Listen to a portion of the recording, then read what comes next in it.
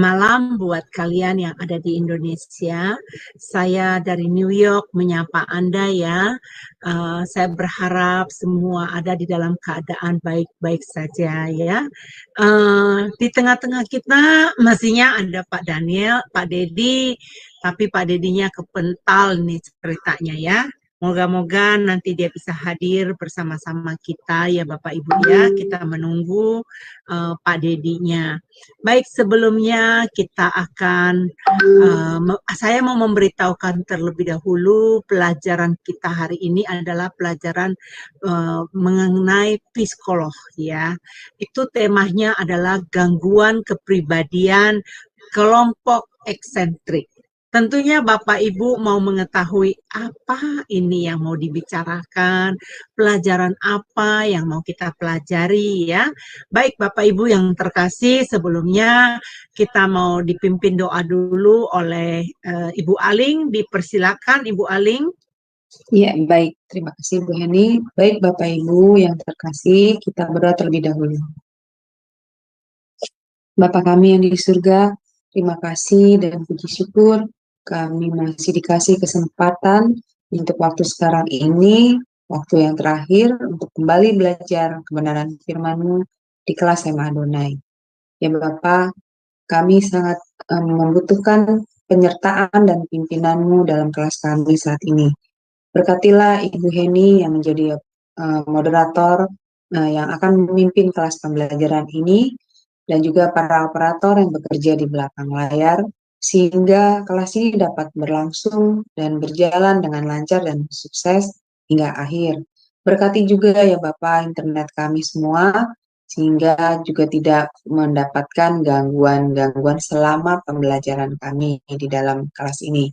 Dan juga berkati Pak Dedi Kurniawan ya Tuhan, urapi setiap perkataan dari Pak Dedi Kurniawan sehingga Pak Dedi bisa menyampaikan segala kebenaran firman-Mu kepada kami semua sesuai dengan kehendak hati-Mu Tuhan, dan mampukan kami semua yang berada di dalam ruangan ini untuk bisa menerima kebenaran firman-Mu di dalam hati dan pikiran kami dengan benar dan tidak menjadi sia-sia, tetapi firman itu menjadi rema dan mampukan kami Tuhan untuk bisa melakukannya dalam perbuatan kami dan juga mengajarkannya kepada yang lain.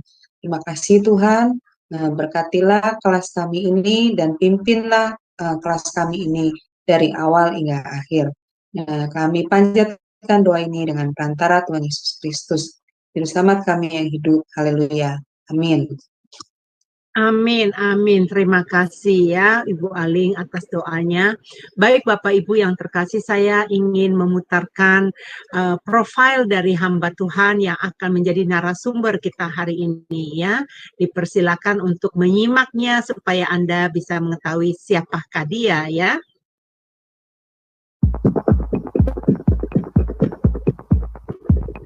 Salam semua, kembali lagi di Sema Adonai. Dan kali ini kita akan memperkenalkan pembicara kita, yakni Pendeta Dedi Kurniawan. Dan berikut adalah profil singkat dari beliau. Beliau sudah menikah dengan istri bernama Junita S. Sos dan memiliki 2 orang anak, yaitu Christopher Hosea Eugene, 25 tahun, dan Aiko Rodita Eugenia, 18 tahun.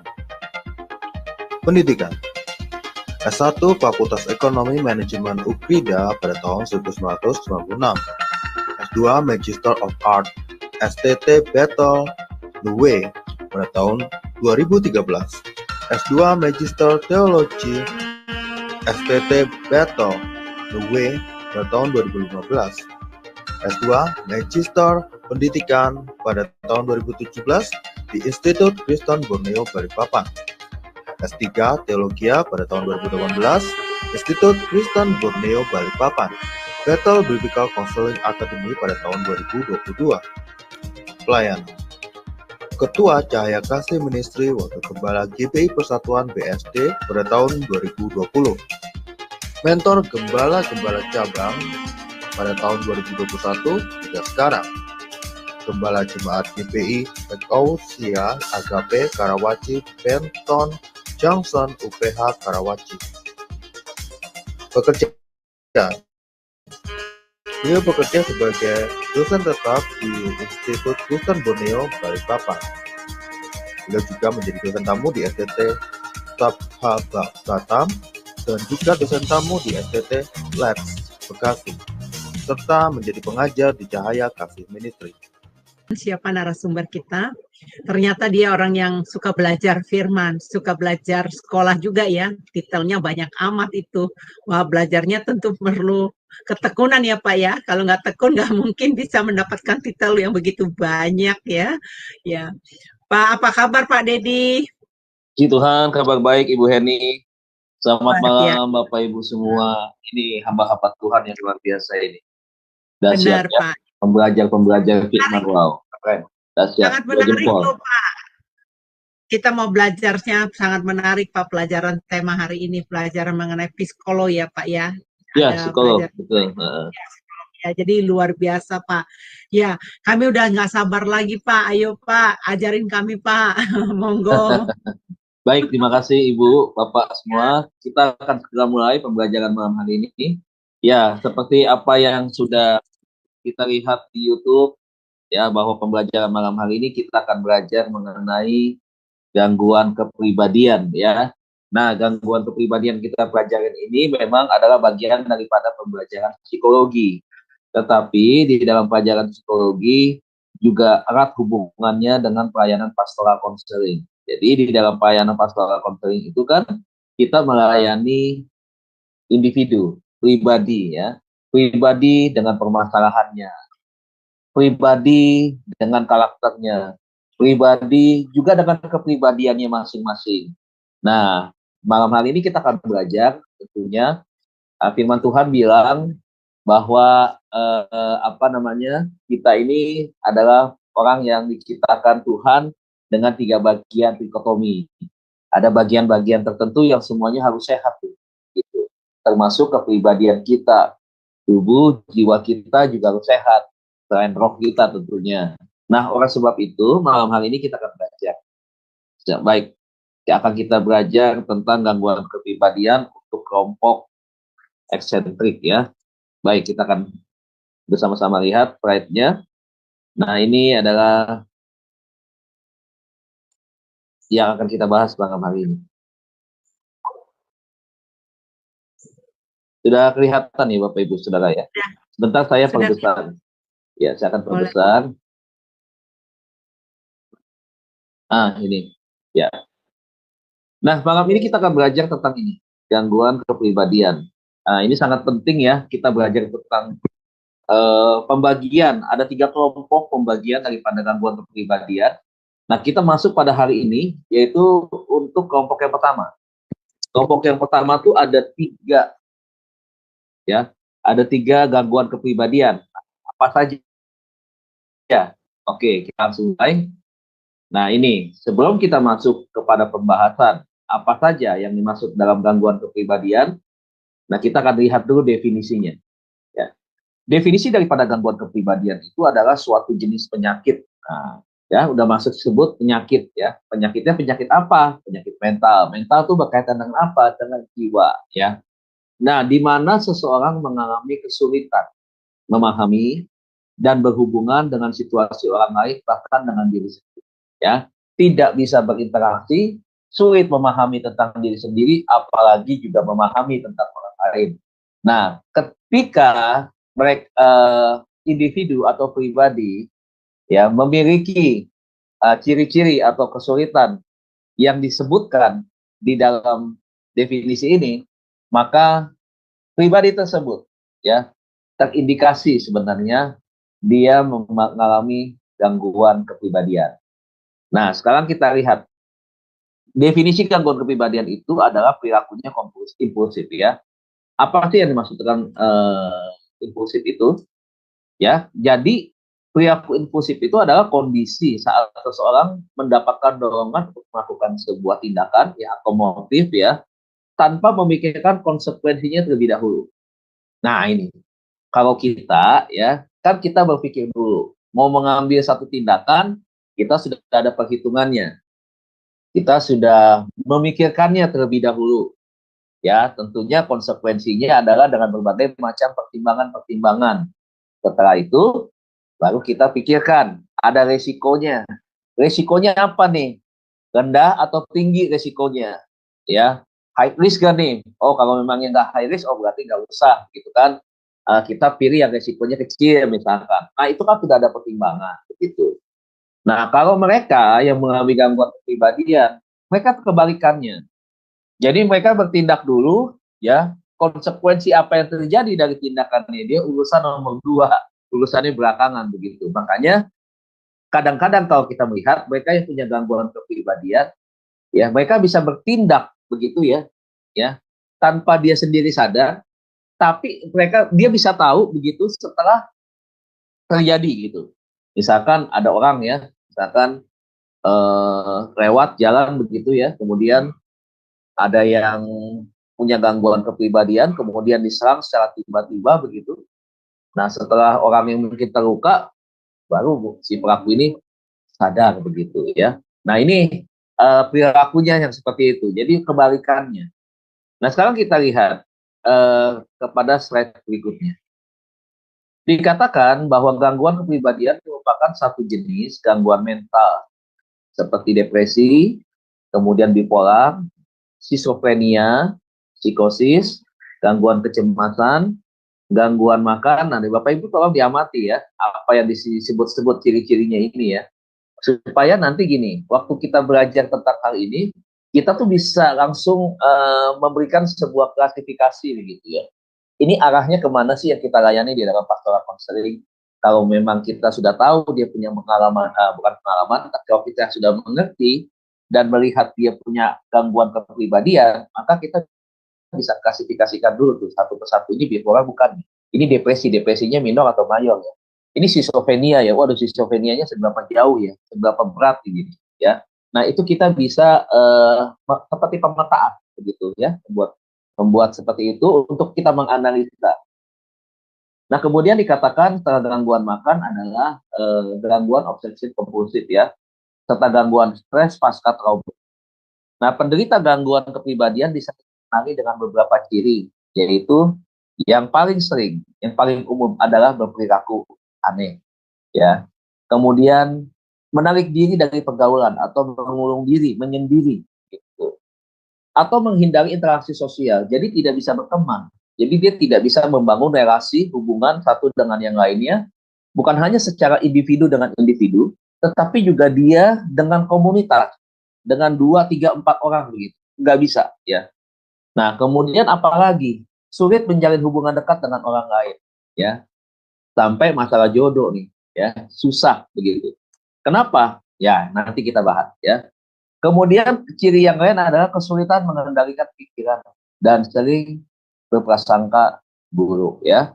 Mudah curiga, mudah menilai orang dengan negatif begitu. Nah, itu ciri-ciri orang yang mengalami gangguan kepribadian. Nah, Bapak Ibu Saudara, malam hari ini kita akan masuk di dalam kelompok yang pertama yang disebut dengan kelompok aneh, ya, kelompok aneh atau disebut dengan eksentrik. Ada 3 jenis dalam kelompok ini. Yang pertama disebut dengan paranoid. Nah, apa sih itu paranoid?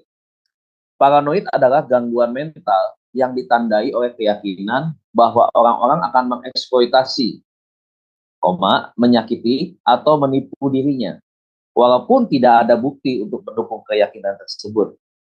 Selalu mencurigai orang, dipenuhi keraguan yang tidak beralasan terhadap kesetiaan orang lain dan tidak percaya.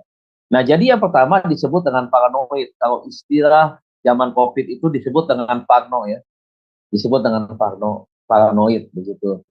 Nah, orang yang punya gangguan paranoid itu ya, itu dia punya kecurigaan yang sangat-sangat dominan ya, sangat di atas rata-rata orang pada umumnya begitu. Oh, dia mudah sekali mencurigai orang lain, walaupun orang lain tidak seperti apa yang dia duga sebenarnya, tidak seperti apa yang dia nilai, tetapi dia tetap punya pandangan bahwa orang ini ada niat jelek, maksud tidak baik terhadap dia. Satu contoh ya, Bapak Ibu, kalau di gereja misalkan ada orang misalkan mudah tersinggung begitu, kalau misalkan nih, misalkan kita lagi ngobrol-ngobrol nih berempat, berlima gitu, saya, Bu Henry, Bu Aling, yang lainnya juga gitu, kita lagi ngobrol berempat gitu atau berlima, tiba-tiba ada seseorang, anggaplah bapak atau ibu X gitu ya. Nah, waktu dia lihat kita lagi ngobrol-ngobrol berkelompok seperti ini, dia tuh curiga. Dia tuh udah punya prasangka yang enggak. Di dalam dirinya dia mulai berpikir, wah jangan-jangan ada yang ngomongin gue nih. Wah pasti gue diomongin nih, diomongin macem-macem sama dia nih, pasti nih gitu. Nah, orang yang tipe model seperti ini, dia ada tanda-tanda mengalami paranoid, mudah curiga, ya. Jadi gampang sekali gitu, perasaannya itu tersentuh, terusik begitu. Jadi akhirnya itu tadi ya, dia punya penilaian yang negatif kepada 5 orang yang tadi yang ngobrol. Padahal kita lagi ngobrol tentang misalkan planning kita ke depan. Ini mau Natal nih, kita mau bikin acara apa ya Natal ya, kita lagi ngomong begitu nih. Nggak ada cerita yang ngomongin orang begitu. Tapi dia merasa sedang diceritain begitu. Nah, dia bisa tatapan sinis tuh ke kita, ke yang kelima orang ini begitu. Ya, kemudian dia bisa menunjukkan reaksi ketidaksukaannya begitu. Nah, ini ya begitu ya. Nah, kadang-kadang begini, dia juga akhirnya bisa membenci tuh yang dia anggap di situ adalah siapa nih yang dominan begitu. Kalau misalkan di situ misalkan saya atau Bu Heni misalkan, nah dia bisa benci yang apa yang lebih porsinya dibandingkan dengan yang lain begitu. Nah inilah yang seringkali terjadi dan ada orang-orang yang seperti ini memang begitu. Nah jadi nanti ketika kita ketika kita ada di komunitas kan kita berhadapan dengan banyak orang. Ketika kita belajar kita bisa tahu bisa tahu ini orang tipenya seperti apa ini. Bukan tipe sebenarnya ya. Apakah ini orang ada hal-hal sesuatu gak yang berkaitan dengan gangguan kepribadian atau tidak gitu. Ya, jadi orang yang paranoid seperti itu. Kemudian yang paranoid juga dia juga bisa karena disebabkan salah satu faktornya adalah karena trauma. Jadi dia bisa saja ya misalkan begini. Saya punya pengalaman ketika ada seorang asisten rumah tangga. Jadi asisten rumah tangganya ini pernah bekerja di satu tempat, di satu daerah begitu ya. Ternyata dia punya gangguan kepribadian paranoid ini. Begitu. Jadi satu kali si nyonya juga nggak tahu kenapa begitu. Kalau disuruh beli sate, nggak mau. Gitu. Satu kali dia tanpa sadar begitu, buka pintu rumah, ya garasi, tiba-tiba tukang sate berhenti. Dan tukang sate itu sedang ambil pisau dan kemudian sedang potong lontong gitu. Waktu dia lihat seperti itu, dia kabur, dia lari, dia teriak ke dalam. Dia ketakutan sekali begitu. Jadi dia teriak-teriak sampai masuk ke kamar itu sampai nangis-nangis, dijerit-jerit. Gitu. Nah, ternyata kenapa? Ternyata dia mengalami gangguan seperti itu. Apa yang dia lihat itu seakan-akan itu memutar balik apa yang pernah dia lihat. Jadi ternyata beberapa tahun, belas tahun yang lalu, dia tuh pernah melihat orang tukang sate itu dibunuh sama preman begitu. Jadi di depan mata dia sendiri gitu. Nah, itu menimbulkan trauma sama dia. Tetapi ya namanya dia pikir peristiwa ini dianggap biasa aja. Ternyata tidak. Itu membekas banget di dalam dirinya dia sampai ke bawah ke dalam dirinya dia. Nah, akhirnya tanpa dia sadar, nah dia menjadi orang yang paranoid. Jadi ketika dia lihat tukang sate seperti itu, dia ketakutan, ya. Ada lagi juga kan korban Mei juga begitu kan, kerusuhan Mei. Ketika lihat gerombolan massa di jalan, begitu mereka ketakutan, ya. Jadi memang ini tipe-tipe paranoid seperti itu, ya. Nah orang yang tipe ini juga sangat sulit sekali untuk menjalin sebuah pergaulan atau persahabatan. Ya kalau kita masuk ke dalam dunia pelayanan, wah ini repot, ya. Ini nanti bisa jadi masalah, bisa jadi batu sandungan di pelayanan kita.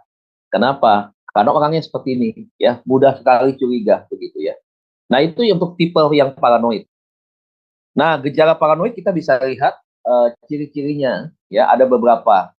Yang pertama selalu curiga bahwa orang lain memiliki motif tersembunyi atau ingin menyakitinya. Selalu pikirannya adalah memandang orang lain terhadap dirinya dia ini pasti akan dirugikan. Dia ini pasti akan dijahati begitu. Ya kalau dengar sesuatu yang jelek atau misalkan kalau kita lagi ngobrol-ngobrol kemudian secara tidak sengaja mata kita menatap dia tuh yang mengalami gangguan kepribadian paranoid itu, dia langsung curiga lagi. Dia semakin tambah curiga tuh kan benar kan? Gua yang lagi diomongin kan, seperti itu ya. Yang kedua, sulit untuk bekerjasama dengan orang lain, nggak bisa, ya, nggak bisa. Yang berikutnya sangat sensitif ketika mendapatkan kritikan. Nah, Bapak Ibu tolong nih lihat ya, ciri-cirinya, supaya nanti kita bisa belajar. Waktu kita konseling orang, ini orang punya gangguan kepribadian atau tidak. Sangat sensitif ketika mendapatkan kritikan.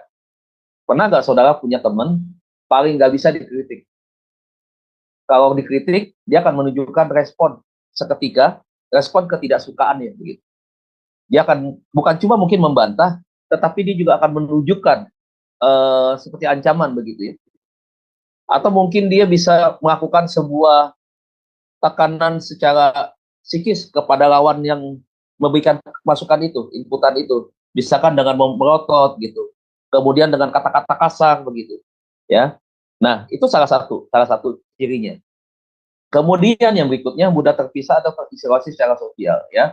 Jadi dia ini mudah sekali ya untuk aktivitasnya itu tidak terlibat secara umum, secara langsung dengan beberapa orang begitu. Ya, mirip dengan gangguan kepribadian yang lain ya. Karena gini, rasa kepercayaannya diri dianya itu sudah tidak ada. Jadi akhirnya dia membuat blok sendiri di dalam dirinya. Jadi dia lebih baik mengamankan dirinya begitu. Jadi membuat diri dia aman seperti apa begitu. Ya, karena kan dia berpikir bahwa orang lain kan pasti akan memanfaatkan dia gitu. Makanya dia harus menjaga dirinya dia. Nah, bagaimana caranya menjaganya? Nah, dia akan menarik diri dari itu tadi, interaksi dan komunitas dengan lebih daripada satu orang ya. Kemudian ragu terhadap kesetiaan orang lain, gak percaya. Ya namanya orang penuh kecurigaan ya, selalu yang negatif aja yang ada di dalam pikiran dan dirinya dia terhadap orang lain penilaian. Kemudian emosinya labil, ya, tapi lebih cepat marah dia, ya. Marahnya itu di atas rata-rata orang yang normal, kelihatan banget begitu ya. Mirip temperamen begitu ya. Tetapi ini marahnya itu kadang-kadang nggak beralasan begitu. Begitu. Tiba-tiba misalkan ada dia dengar sesuatu, tapi dengarnya salah misalnya gitu ya. Misalkan. Dia paling benci dengan kata mati misalnya. Tiba-tiba ada orang yang mungkin ngomong tapi bukan mati begitu. Hati-hati misalkan begitu ya. Dia pikir mati gitu. Nah, dia langsung keluar dia marah tuh. Dia bisa mungkin menunjukkan reaksi ketidaksukaannya. Mungkin dia akan ngomong begini, tadi ngomong apa mati-mati? Dia bilang gitu. Siapa yang mati? Gitu. Siapa yang mau dimatiin? Bisa begitu tuh Bapak Ibu. Ya kurang lebih. Ya, contohnya seperti itu. Nah, cenderung bersifat memusuhi orang. Jadi orang ini nggak bisa damai dengan orang lain. Ya, orang yang tipenya paranoid. Kalau tadi yang dikatakan bahwa dia juga tidak bisa menerima kritikan, maka otomatis orang yang terima kritikan itu identik dengan apa? Poin berikutnya, dia keras kepala. Sulit untuk disampaikan masukan-masukan. Sulit untuk bisa diubah begitu. Hal-hal yang kebiasaan yang tidak baik akan diarahkan untuk menjadi baik.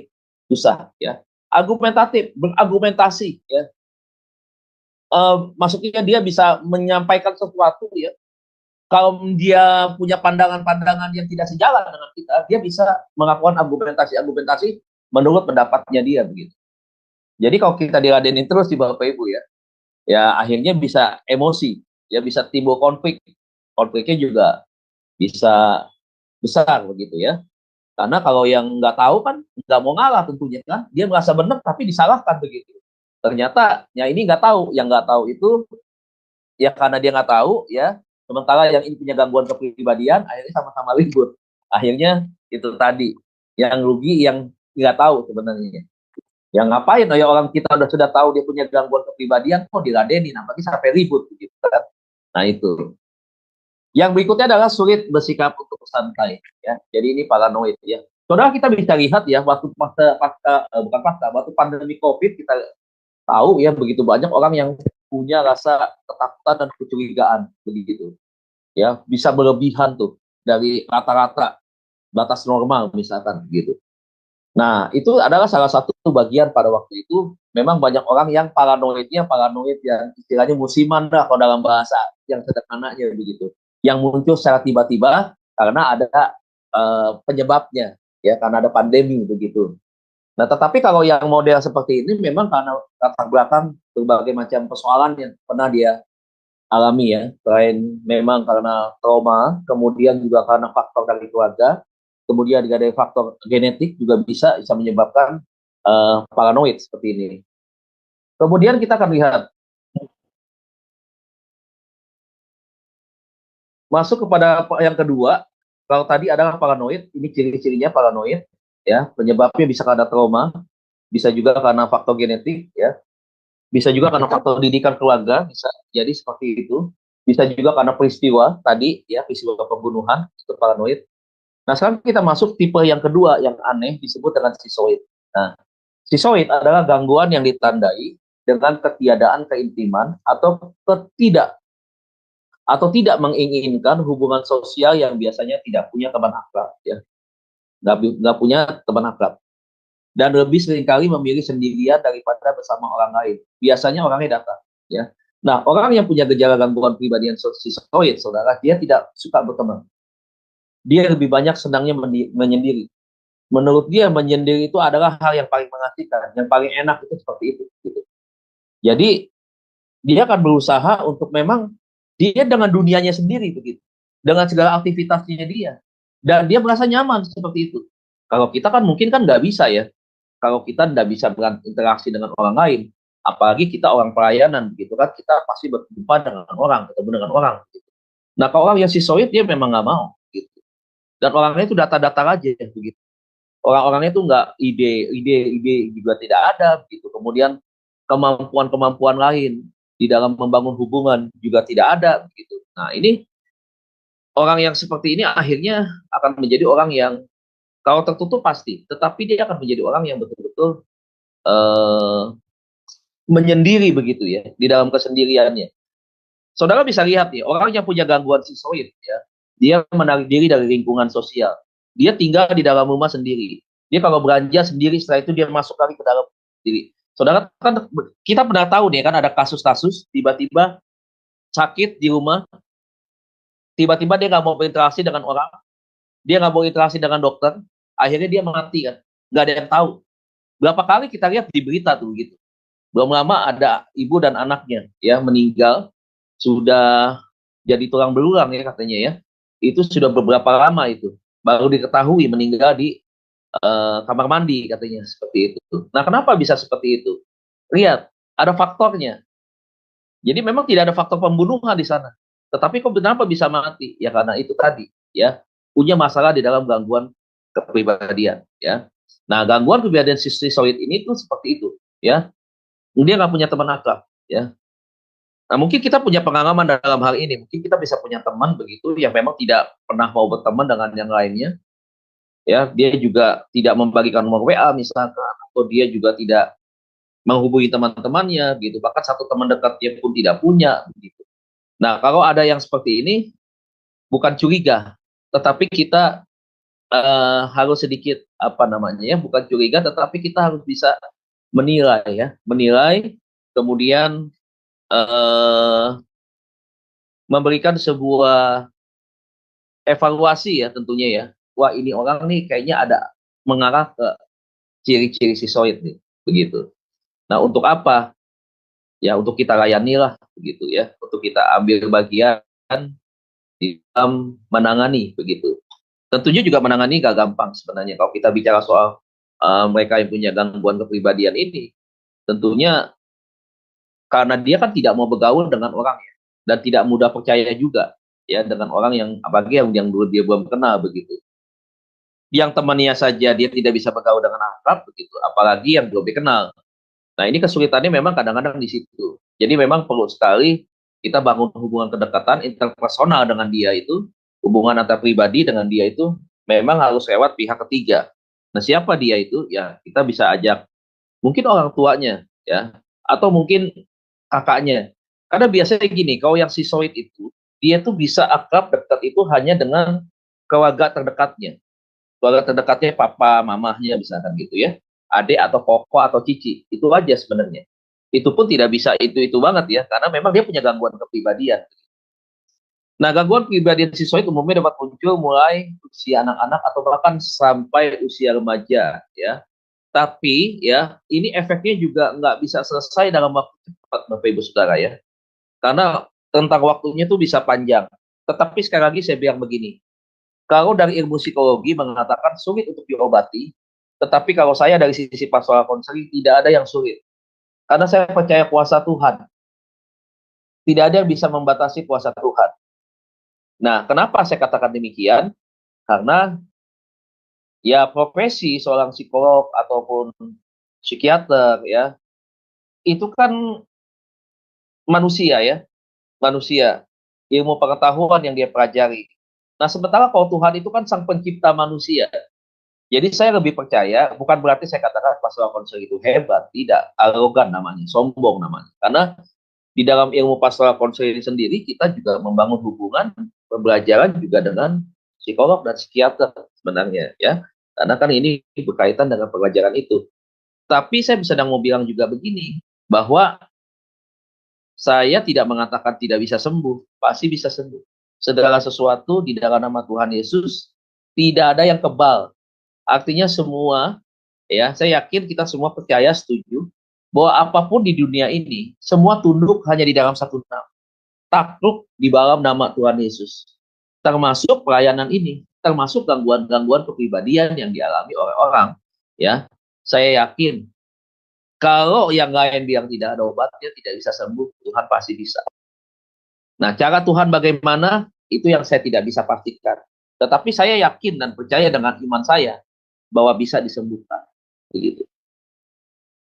Yang berikutnya, slide berikutnya, kita akan lihat untuk ciri-ciri ya. Ciri-ciri dapat ditunjukkan seorang memiliki gangguan atau kepribadian sisoid adalah sebagai berikut. Nah, dia lebih suka menyendiri ya. Beda dengan introvert ya. Kalau introvert itu dia menyendiri itu karena dia memang suka, tetapi dia normal. Begitu. Dia normal. Dia tuh introvert lebih menyendiri, tetapi aktivitasnya adalah positif. Begitu. Kalau dia tidak begitu, ya, tidak berbeda. Kalau dia itu menarik diri kan, menarik diri begitu. Kalau introvert dia masih punya teman, masih bisa akrab begitu. Walaupun orangnya memang lebih banyak, dia menyendiri dan tidak seperti orang yang ekstrovert ya, dengan siapa saja begitu. Kalau dengan introvert kan bisa dengan tertentu saja begitu. Nah, yang kedua, memilih untuk melakukan aktivitas sendiri, ya, entah di dalam kamar, entah di mana, di rumah, begitu ya, di aktivitas di halaman rumah, ya itu sendirian aja tuh. Tidak menginginkan atau tidak menikmati hubungan yang dekat, ya. Yang keempat, seperti tidak merasakan kesenangan, nggak ada happy-nya gitu, ya, nggak ada sesuatu yang dia ingini. Hobi nggak ada begitu, ya, nggak ada. Kalau kita kan rata-rata ada hobi kan, gitu kan. Yang kelima, mengalami kesulitan mengekspresikan emosi dan bereaksi dengan tepat terhadap situasi, ya. Emosinya ini ya nggak stabil ya Bapak Ibu ya. Nah ini agak sulit untuk mengekspresikan emosinya. Misalkan orang bisa tertawa ketika melihat reaksi yang lucu, dia sulit, dia tidak mudah tertawa. Mungkin orang nonton stand up comedy di televisi, misalkan dia dengan keluarganya gitu ya, keluarga terdekatnya gitu. Misalkan yang lain tertawa begitu sampai mungkin badannya sampai nunduk-nunduk begitu ya, saking lucunya stand up comedy itu. Kalau dia tidak, dia akan tatap matanya dengan serius. Gitu. Nah ini beda, perilakunya aneh, ya, eksentrik mukanya. Kemudian yang keenam, tampak tidak memiliki selera humor. Udah pasti dia tidak pernah misalkan begini, kalau kita ya, Bapak Ibu Saudara yang normal, kan kita punya selera humor, senang juga mendengar sesuatu yang lucu, dan kita kan juga punya tuh selera humor untuk menyampaikan sesuatu yang lucu, mengajak orang bercanda, mengajak orang tertawa, karena ada dorongan untuk kita menghibur orang lain, begitu kan? Kalau dia tidak ada, begitu, hilang sama sekali itu, ya. Nah ini sisoid ya gejalanya. Yang ketujuh, bersikap acuh tidak acuh atau diingin pada orang lain. Bodoh amat, begitu. Ada orang datang kayak, ya, kenalan papahnya kayak, pokoknya nggak peduli aja, begitu. Yang delapan, tampak kurang motivasi dan tujuan, nggak punya semangat, gairah tidak ada, gitu ya. Terkesan orangnya bukan pasrah sebenarnya, tetapi apa namanya ya, saya lupa ada satu istilahnya begitu ya. Kalau pasif iya gitu. Saya lupa ada satu nama ya. Apa itu saya lupa namanya. Nah pokoknya dia sepertinya orangnya benar-benar nggak punya gairah begitu. Nah itu ciri yang kedelapan. Ciri yang sembilan, tidak bereaksi terhadap pujian atau komentar kritis dari orang lain. Coba bayangkan, oh kita mau muji orang nih, mengucapkan terima kasih, bagus, begitu ya. Terima kasih loh kemarin sudah dibantu. kamu sudah bikin kemarin kartunya bagus ya, begitu. Thank you ya, begitu sambil senyum ya, mungkin kita sambil memberikan angkat kepala, terima kasih dan hormat. Oh, kalau udah kali ya, dia nggak akan bereaksi. Kita puji pun, oh kamu pintar, ganteng, cantik dan seterusnya, nggak akan ada reaksi, begitu ya. Mungkin kalau orang yang nggak tahu bilang, wah ini sombong banget nih orang nih, ya. Begitu kita puji, kita bilang baik-baik, kita nggak direspon begitu. Ya kalau yang nggak tahu mungkin bisa menilai seperti itu. 10 seringkali tidak menikah. Ah ini, nah ini nih ya, seringkali tidak menikah yang gangguan sisoid. Jadi menikah itu banyak faktor orang tidak menikah. Tapi salah satu faktor dari sekian banyak mungkin salah satunya adalah sisoid. Ya, dia tidak ingin untuk menikah. Yang membangun hubungan dengan orang lain yang dia nggak mau, tidak punya keinginan, apalagi menikah, begitu kan? Nah, itu salah satunya. 11 tidak tertarik pada hubungan seksual, ya, tidak punya keinginan atau gairah atau hasrat seksual. Yang ke-12 tidak memiliki teman dekat, sudah pasti. Ya.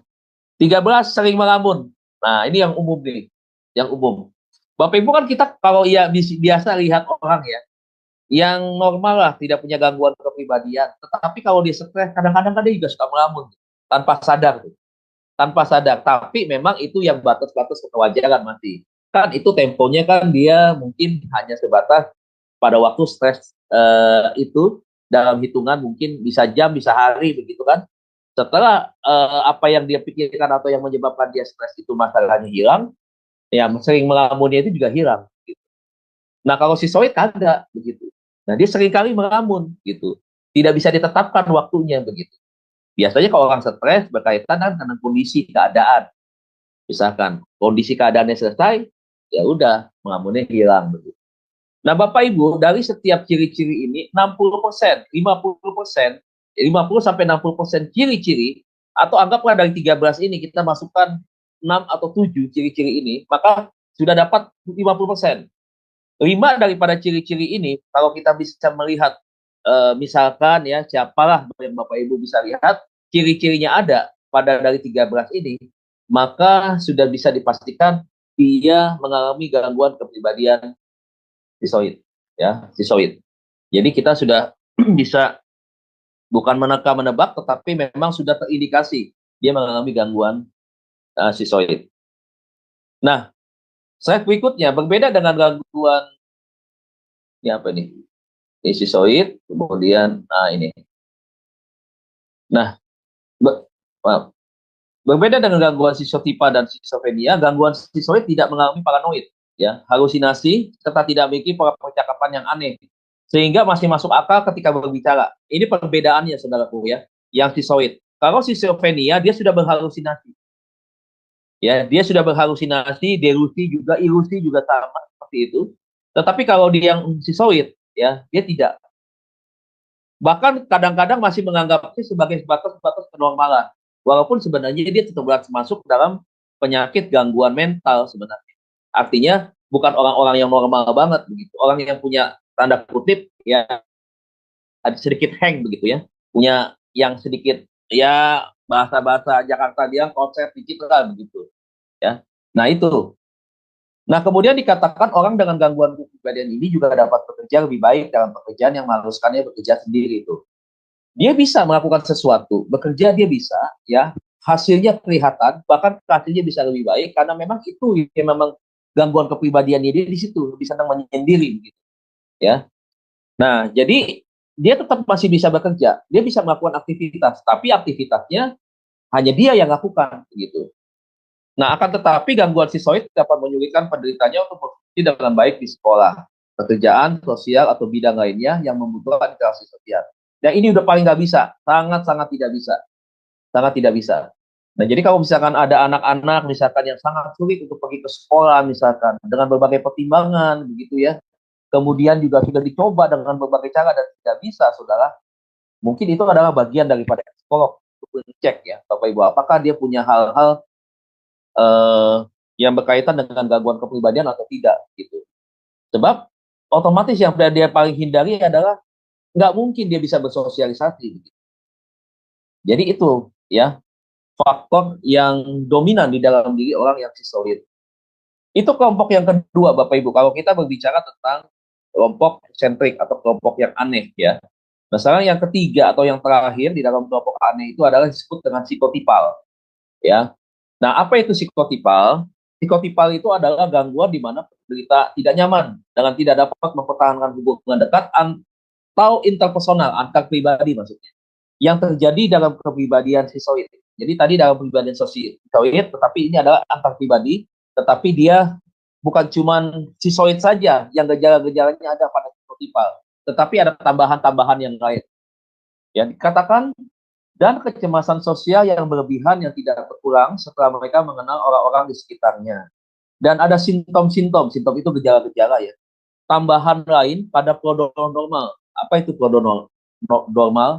Ya, prodromal itu tanda atau gejala awal ya dari residu sial schizophrenia. Jadi schizotipal ini sudah mengarah kepada schizophrenia Bapak Ibu ya, atau gangguan jiwa. Nah, ciri-cirinya juga bisa dilihat di antaranya ini. Schizotipal itu adalah sangat percaya terhadap hal-hal gaib, mistis, meskipun bertentangan dengan aturan atau norma dan merasa dirinya peramal. Jadi saudara, kita bisa kenali orang yang punya gangguan kepribadian schizotipal, dia itu adalah membayangkan sesuatu hal-hal yang gaib, hal-hal yang mistis, ya, berkaitan dengan hal-hal yang bersifat itu tadi, ya misalkan mistis, kemudian klinik, ya begitu, kemudian yang berkaitan dengan alam-alam gaib. Nah, caranya bagaimana? Misalkan kita bisa kenali dia, misalkan dia senang sekali mengkoleksi benda-benda tua, ya pakai benda-benda tua, kemudian pakai batu cincin, misalkan batu akik besar-besar itu, pakai gelang bahar, misalkan begitu. Penampilannya eksentrik, tapi sedikit-sedikit ya, memang keren juga. Penampilannya bisa keren. Tetapi itu tadi, ya, dia juga bisa tampil seperti orang-orang itu tadi ya, paranormal-paranormal kayak begitu. Nah, orang yang punya gangguan seperti ini, dia tuh seneng banget berhubungan dengan hal-hal yang gaib, hal-hal yang mistik gitu. Jadi kalau misalkan dia mau pergi ke suatu kemana begitu ya, dia tuh perlu baca-baca apa begitu, ya, perlu baca-baca mantra. Kemudian waktu mau makan juga begitu. Nah, ini orang yang sedang sekali terlibat di dalam pedukunan. Salah satu contoh daripada orang-orang yang terlibat di dalam psikotipal ya. Nah, jadi memang dia itu percaya terhadap hal-hal yang demikian. Nah, di Indonesia kan kita hampir ya sebagian besar kita pernah punya pengalaman hal yang demikian. Karena ada budaya-budaya berkaitan dengan mistik memang, dengan mistis. Ada itu. Ya misalkan Tionghoa juga punya ya. Dulu budaya-budaya mistisnya kalau anak misalkan tengah malam bangun nangis tidak berhenti, ya ambil itu sapu lidi, kemudian ambil garam, ambil beras, lebar di dalam ruangan sampai ke dalam kolong tempat tidur begitu. Kemudian ibu hamil harus menggunakan gunting kuku, apalagi waktu itu ya jahe atau apa begitu ya harus dipakai. Nah, ini hal-hal yang berkaitan dengan itu. Nah, sekarang kalau kita berbicara tentang hal ini, ada nggak yang di gereja sekarang, yang model-model gereja sekarang, yang model-modelnya kayak begitu? Ada. Orang dunia senang meramal, senang datang ke dukun. Pokoknya segala sesuatu ada masalah di kantor datang ke dukun. Ya, pacar nggak datang, nggak ngapel malam minggu, malam ini misalkan, ya, baru dikabarin tadi misalkan 15 menit yang lalu di kontak-kontak tidak ada WA-nya, besok udah siap-siap diberangkat ke dukun. Nanya ke dukun, Mbah Dukun, ini tadi malam dia nggak datang, biasanya dia datang jam 7. Ini dia baru kabarin jam 10 lewat, 10.15, ya dia kabarin bahwa handphonenya baterainya lowbat, dia di jalan, kemudian macet mobil, kemudian dia juga tidak bawa charger. Nah, akhirnya begitu sampai rumah, dia baru telepon, dia baru kasih kabar. Nah, dia udah curiga nih, paranoid lah gitu ya. Curiga. Nah, dia curiga, tapi nggak usah paranoid juga, biasanya ada yang begitu, ya. Ya kalau yang udah terbiasa terlibat di dalam hal-hal yang berkaitan dengan mistis kan.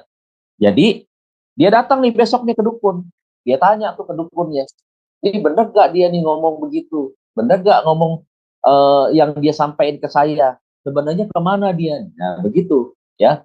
Nah, orang yang punya gangguan psikotipal senang banget bertanya pada hal-hal yang mistis, hal-hal yang gaib. Dan dia bisa pegang itu tuh benda-benda jimat-jimat dan seterusnya begitu.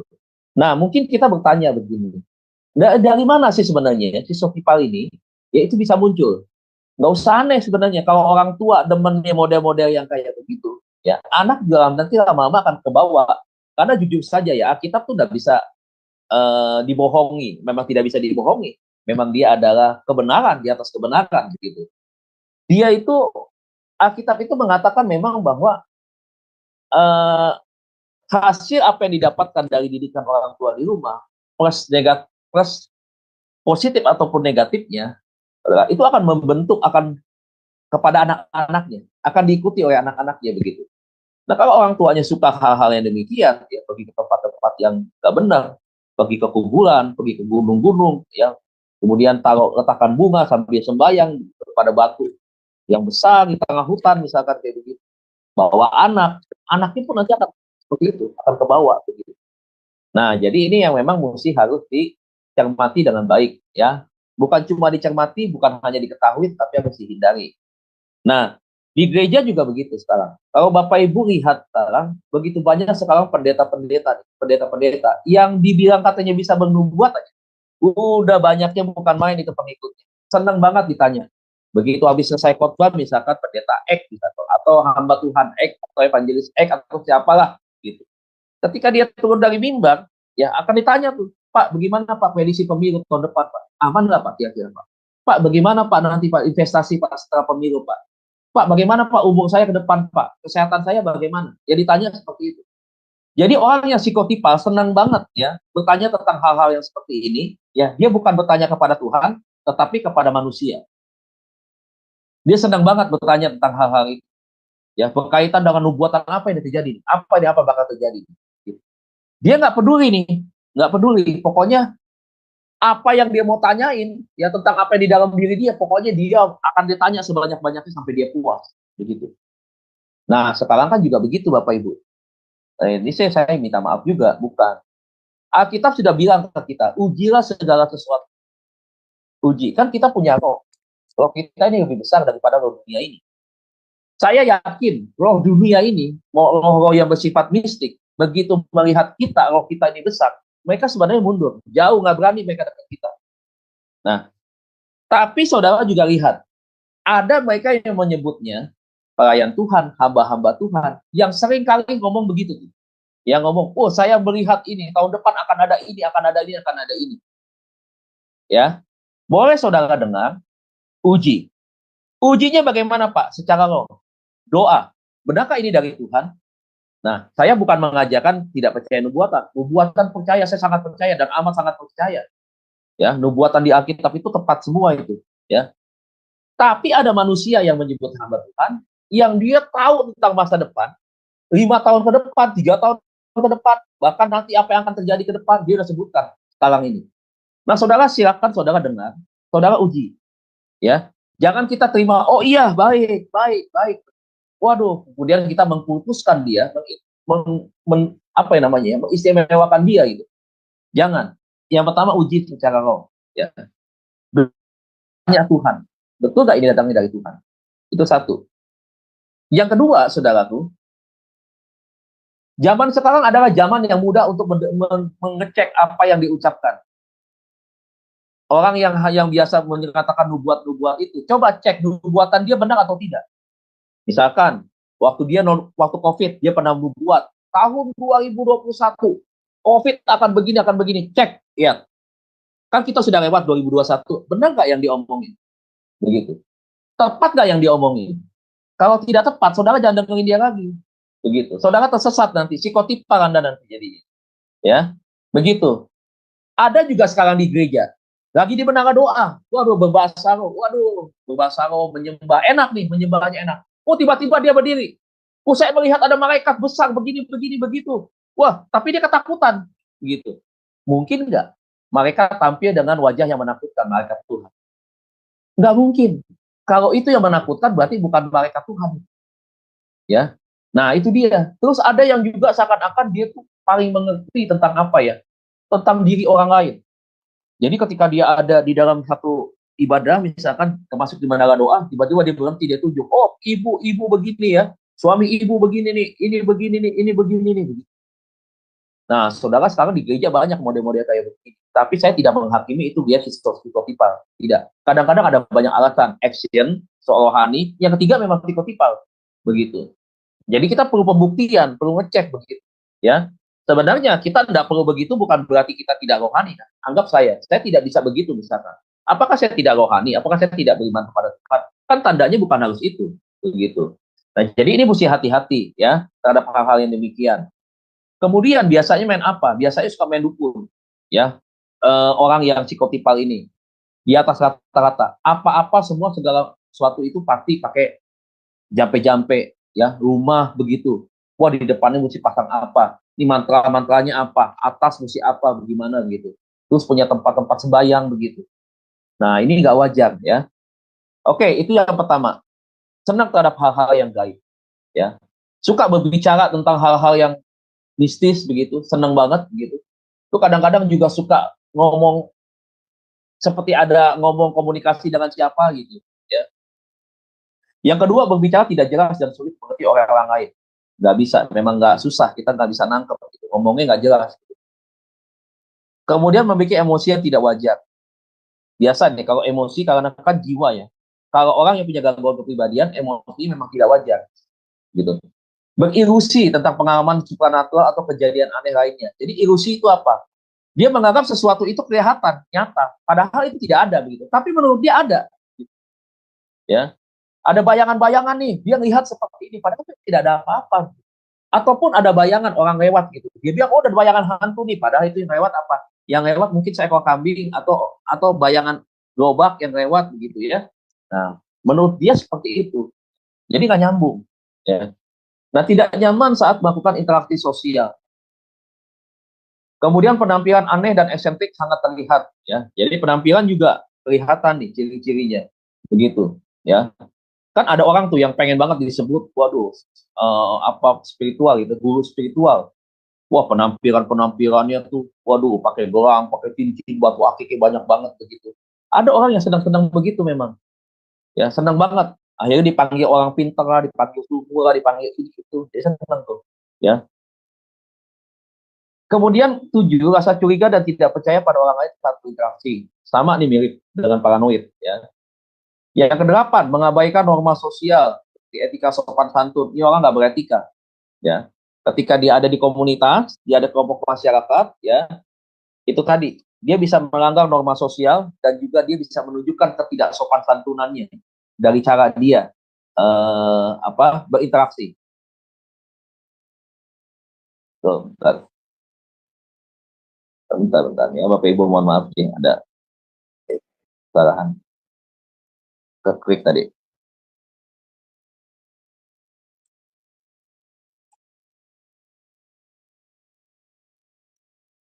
Ya, kita lanjutkan Bapak Ibu ya, mohon maaf. Ini kenapa ini? Bentar.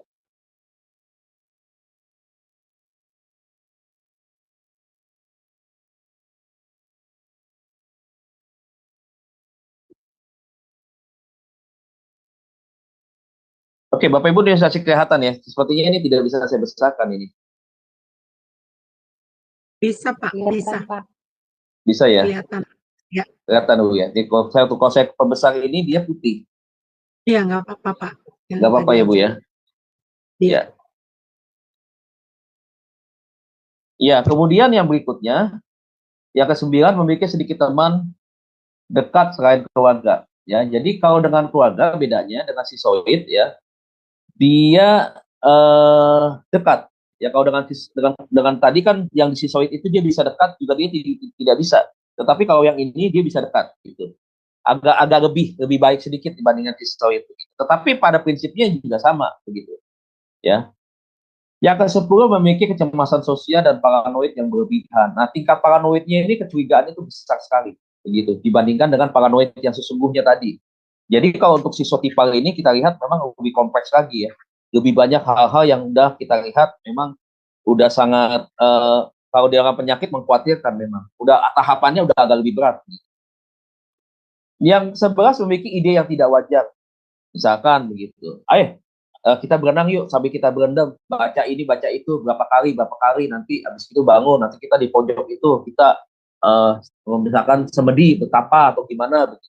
Ya, idenya nggak yang betul-betul gimana ya Bapak Ibu ya. Artinya memang ide-ide yang aneh begitu. Nah, ini yang psikotipal nih, ya. Jadi orang yang psikotipal, Bapak Ibu, dia kecenderungannya menunjukkan hal-hal yang keanehannya adalah yang dominannya adalah pada hal-hal yang mistis, begitu. Nah, kalau misalkan gagal, misalkan nih ulangan nilainya jelek, begitu. Dia bilang pasti nih ada yang sentimen sama kamu nih, gitu. Atau dagang misalkan lagi sepi nih, oh pasti nih ada yang berbuat yang enggak nih, yuk kita pergi yuk ke dukun sono yuk, ke orang pintar tanah yuk, gitu. Nah, itu orang yang psikotipal tuh, ya. Jadi ini bagian kita sebenarnya untuk membawa mereka kembali kepada Tuhan. Kan kalau mereka kan lebih kepada hal-hal yang mistik, yang gaib. Mereka bukan nggak percaya Tuhan, mereka tahu tentang Tuhan, tetapi pada praktek aplikasi kehidupannya mereka lebih kepada hal-hal yang mistik dan gaib. Bapak Ibu, sampai sini materinya. Untuk gangguan kepribadian eksentrik atau aneh, terbagi menjadi 3. Yang pertama tadi adalah paranoid, ya. Paranoid ini kecurigaan yang berlebihan. Kemudian kita yang kedua bahas tentang sisoid, ya. Ini ya, kesenangan untuk menyendiri. Kemudian yang ketiga adalah psikotipal, gangguan kepribadian di mana dominan kepada hal-hal yang bersifat dengan hubungan-hubungan yang bersifat mistik atau alam gaib atau benda-benda yang dia nilai memiliki kekuatan tertentu yang dapat menjaga atau melindungi dia. Nah, psikotipal ini juga sama ya Bapak Ibu ya. Biasanya terjadi itu karena pertama dari lingkungan keluarga juga bisa terjadi. Penyebabnya seperti itu.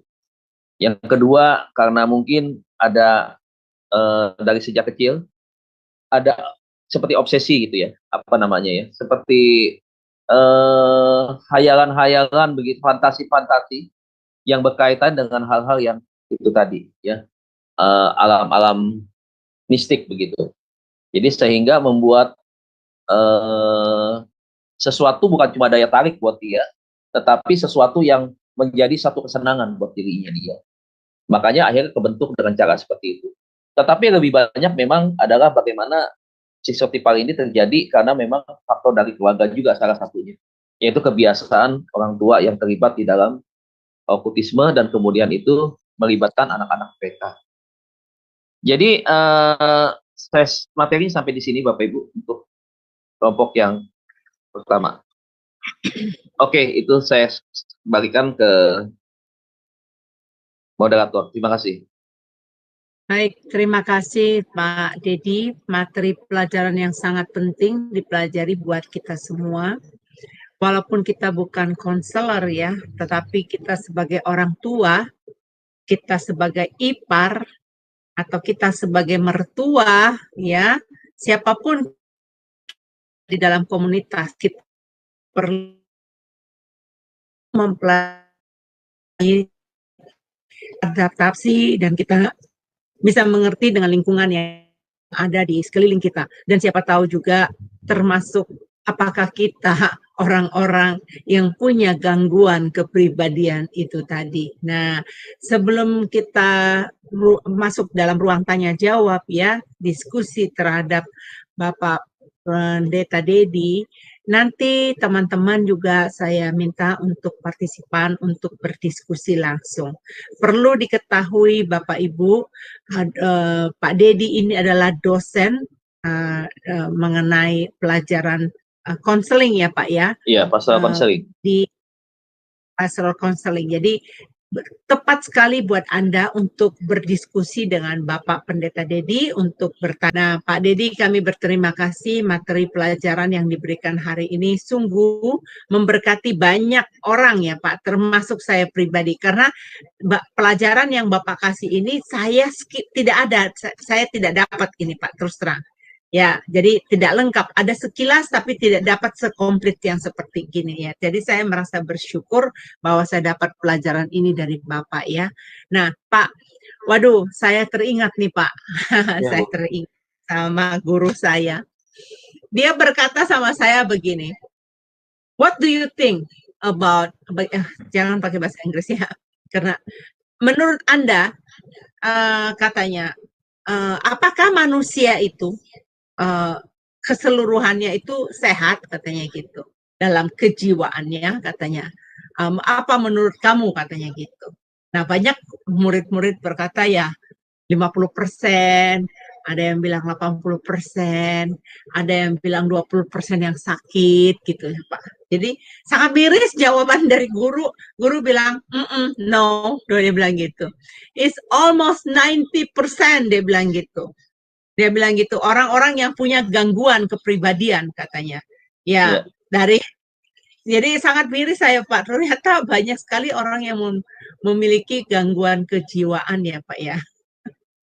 Iya, betul Bu, Jadi, memang. Betul sekali yang disampaikan begitu. Makanya kan Tuhan bilang kan supaya kita jaga itu kan. Menjelang hari kedatangan Tuhan, supaya kita jaga itu semuanya supaya sehat. Supaya artinya kalau kita sehat, akan ada bagian-bagiannya. Makanya kenapa pelayanan pastoral itu penting? Karena dia menyembuhkan hati yang terluka, jiwa yang patah begitu kan, maksudnya dalam pengertian hati yang hancur gitu.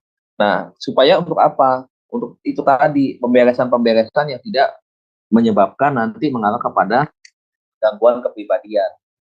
Nah, itu maksudnya kan.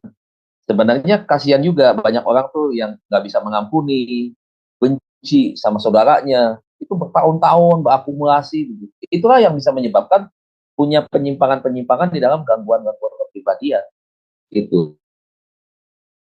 Makanya puji Tuhan kita sudah mengenal kebenaran di dalam Tuhan itu semuanya kita dikasih tahu. Gitu. Hal-hal yang mungkin banyak orang nggak tahu begitu. Bahwa pengampunan itu adalah jalan ya untuk membereskan semua hal-hal yang negatif di dalam diri orang. Jadi inilah Bu pentingnya tentang pastoral counseling ini sendiri begitu supaya salah satu untuk menghindari orang untuk punya gangguan kepribadian ya itu tadi. Kuncinya harus mengampuni ya Pak ya. Betul, mengampuni Bu, begitu.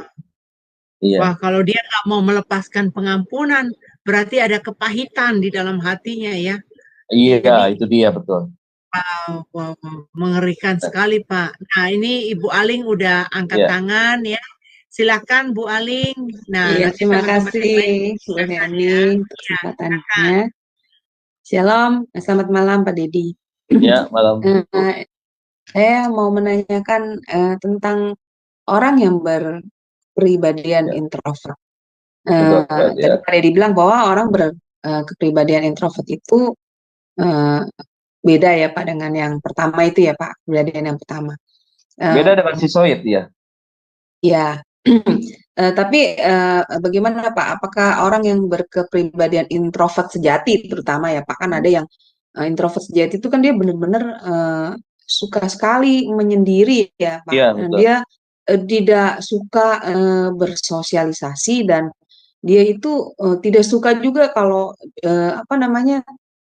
sampai saya pernah dengar rumahnya pun kalau didatengin sama misalnya sama teman atau sama saudara gitu, itu dia nggak suka. Nah itu kalau kayak gitu apakah itu kelainan juga Pak? Gitu ya, ya seperti itu Pak. Oh Ya, iya, terima kasih. iya. Ya. Jadi beda Bu ya antara introvert dengan sisoid. Ya kalau introvert kan memang itu kan kepribadian kita kan memang beda-beda ya. Ada introvert, ambivert, dan extrovert itu kan memang genetik ya. Maksudnya dari keturunan keluarga, orang tua turun ke kita, kemudian membentuk kepribadian kita. Nah, mana yang dominan begitu? Nah, ada memang yang introvert itu memang dia kerjaannya memang begitu, dia menyendiri. Tetapi bukan berarti dia nggak bisa bersosialisasi. Keponakan saya itu di Ranatania itu YouTuber dan TikToker. Dia itu introvert. Jadi dia mengerjakan sesuatu yang positif di rumahnya itu lewat laptop itu dia bercerita tentang apa, begitu tentang apa. Nah, terus dia keluar juga bisa begitu berinteraksi dengan orang. Cuman memang bedanya presentasenya dia untuk dia ada di dalam itu lebih banyak orangnya tuh tidak mudah sebenarnya. Kalau introvert itu orang itu tuh terkesan hati-hati, dia tuh orang yang nggak mudah untuk bercerita, untuk membangun satu hubungan itu. Dia tuh pasif, artinya gini, kalau orang yang ekstrovert dengan dia itu bisa nyambung, tapi kalau dia memulai duluan, nah itu dia agak susah begitu. Nah, itu orang introvert seperti itu begitu. Dia terkesan tidak mendahului, tetapi responnya menunggu. Ibaratnya begitu. Jadi kalau misalkan yang ekstrovert kan masih apa aja kan begitu kan. Ibarat orang Jakarta bilang ajer begitu kan. Oh masih apa aja, kamu gimana gimana begitu. Itu nyambung, gampang begitu. Kalau introvert enggak, dia lebih banyak memang dari sisi kehati-hatian. Kalau saya lihat seperti itu dominannya.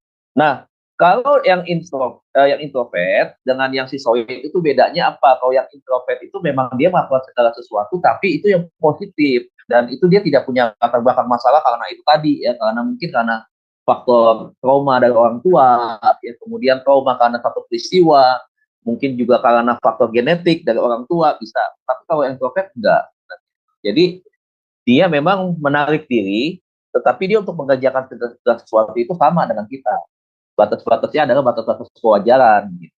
Tidak ada penyimpangan di sana. Nah, kalau yang sisoid yang bahaya, begitu. Dia sama sekali tidak mau, begitu. Dan dia lebih senang di dalam, makan di dalam, begitu. Aktivitas semua di dalam, begitu. Jadi bahkan ada juga yang itu tadi ibu bilang tuh yang sisoid. Salah satu contohnya adalah dia tidak mengizinkan kamar dia dimasuki oleh siapapun. Begitu. Kan kalau yang sudah parah kan juga rumahnya kan nggak boleh dikunjungi. Yang tadi saya bilang ada beberapa orang meninggal sampai akhirnya seperti itu. Kenapa? Karena dia punya gangguan masalah sisoid, karena dia tidak bersosialisasi. Begitu. Tapi kalau yang introvert dia bisa, Bu. Dia bisa. Cuman memang banyak pendiam. Begitu.